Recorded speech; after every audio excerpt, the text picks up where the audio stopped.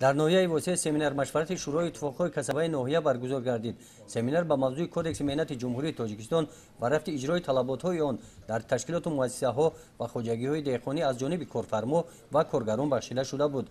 در کار سمینار مشورت رهبران تشکیلات و مؤسسه‌ها، رئیسان تشکیلات‌های ابتدایی اتفاقهای کسبه اشتراک داشتند.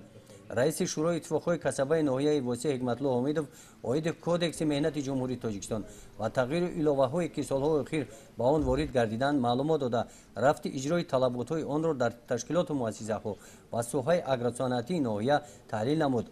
در کار سمینار مشورت رئیس شورای اتفاقهای کسبه ولایت ختلان عبدالرزاق رضایف اشتراک داشت و درباره طلبات‌های حکومت جمهوری تاجیکستان در سمت بهتر نمودن شرایط مهنت برآمد کرده اوید شرطنامه مهنتی حقوق و عهدهداری‌ها پیشنهادهای جالب نمودند. اشتراکچیان سمینار مشورت اوید این موضوع و دیگر پهلوهای حقوقی در فعالیت مهنتی و سوالهای خود جواب گرفتند.